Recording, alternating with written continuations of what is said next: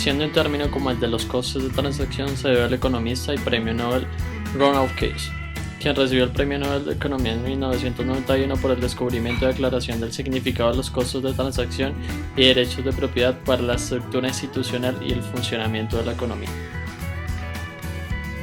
Es indudablemente uno de los autores con mayor influencia en la manera en que actualmente pensamos y entendemos el papel de los directivos de la empresa en el sistema productivo. Con esto en cuenta, se quedaba fuera del análisis todo lo que no fuera el sistema de precios, incluye el papel del directivo para coordinar y planificar la producción. La empresa era entonces una caja negra en la que se ignoraba totalmente lo que ocurría desde que entraban los factores de producción hasta que salía el producto. Case entendió que existían diferentes costos de utilización del mecanismo de precio que no eran tenidos en cuenta por la teoría de su época. Para empezar, los precios tienen que ser descubiertos, ya que a veces no son observables a simple vista. Además, la determinación de los precios en ciertos casos puede requerir una costosa e incierta negociación, por la cual también existen costos de redactar los contratos y también de comprobar que están siendo cumplidos. Todos los costos asociados a la utilización del mecanismo de precios de mercado han sido llamados costos de transacción y son la pieza angular en la que se basa el pensamiento de Case. En concreto, en la terminología de Case, los costos de transacción son los costos asociados a la utilización y el cálculo del mecanismo de precios de mercado, es decir, los costos en los que la empresa incurre cuando, en vez de utilizar sus propios recursos, sale al mercado para encontrar esos productos y servicios. La mera existencia de costos de transacción implica que hay situaciones en las que es eficiente utilizar mecanismos alternativos de coordinación para la asignación de recursos. La figura del manager cobra relevancia como coordinador de la asignación de recursos en situaciones en que los costes de transacción son altos y por ello es más eficiente la planificación del directivo que confía simplemente en mecanismos del mercado. Significa entre comprar o hacer. ¿Debe una empresa realizar ella misma una entrada para su proceso productivo o debe hacer outsourcing y comprar esa materia prima esencial en el mercado?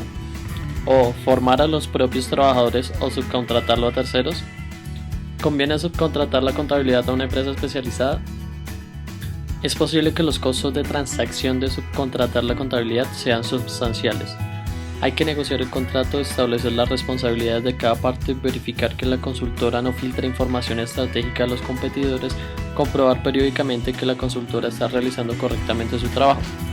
Todos estos costos de transacción pueden ser superiores al costo nominal del contrato y sumados al mismo tiempo pueden hacer que la alternativa de llevar la contabilidad por los propios empleados de la empresa sea en costo real mucho más barata. El coste y los desafíos de la información, comunicación y negociación y resolución de las transacciones entre las partes son en muchas ocasiones prohibitivos. Y ante esta situación, conviene organizar la creación de valor en empresas.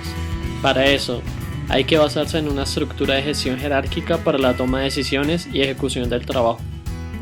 También tendríamos los costes de coordinación o el precio en los que se incurre para encajar los distintos productos y procesos.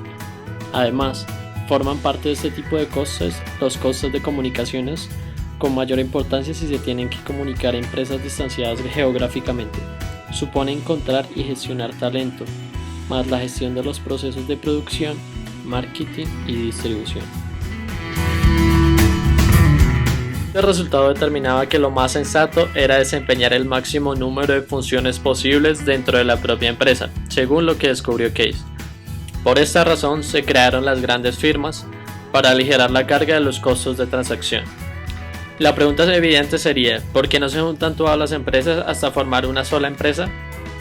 La respuesta sería, una gran empresa tendrá más dificultades para gestionar de manera eficiente los recursos, mientras las empresas pequeñas harán las cosas más baratas que las grandes.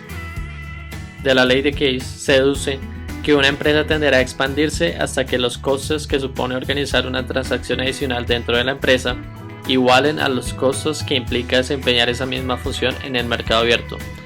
En cambio, si resulta más económico salir al mercado, no hay que intentar hacerlo de forma interna.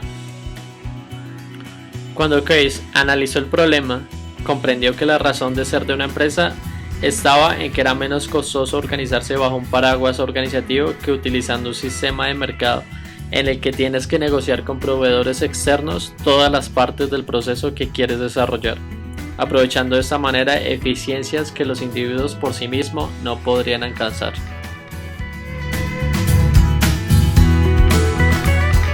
La importancia de los costos de transacción fue puesta de manifiesto por Case en sus propias palabras.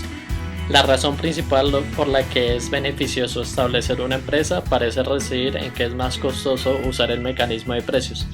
La operación de un mercado es costoso, ahorran costos formando una organización y permitiendo a alguna autoridad dirigir los recursos. En principio, para Case, el costo de transacción consiste en el aprendizaje y negociación que son precisos para el intercambio. Dicho coste aumenta al hacerlo la frecuencia de las transacciones y puede reducirse, otorgando a una de esas partes autoridad sobre las condiciones del intercambio. De este modo aparece la empresa, en cuyo ámbito la autoridad del empresario sustituye al sistema de precios. Puesto que esta solución origina costes, en términos de errores y burocracia, los límites de la empresa se sitúan en el punto donde se igualan tales costos con la de efectuar las transacciones con el exterior.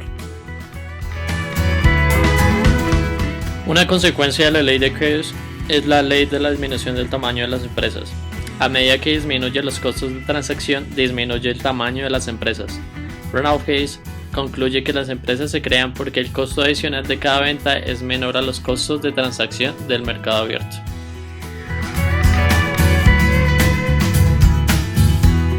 Por ejemplo, el uso extendido de Internet ha favorecido la reducción de los costos de transacción para los consumidores y en alguna medida para las empresas. Email, buscadores, mensajería, sitios web, e-marketplaces, etc.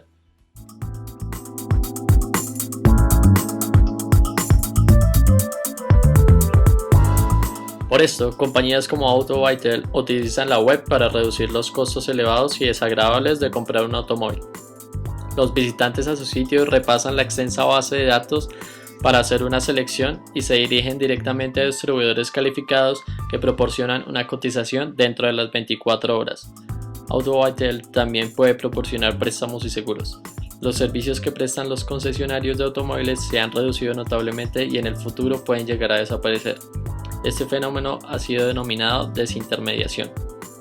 Por eso, un ejemplo, los costos de transacción de una operación bancaria en una sucursal se estima que cuestan $1.7, por teléfono 0.68 centavos, en el cajero automático 0.27 centavos de dólar y el sitio web 0.10 centavos de dólar.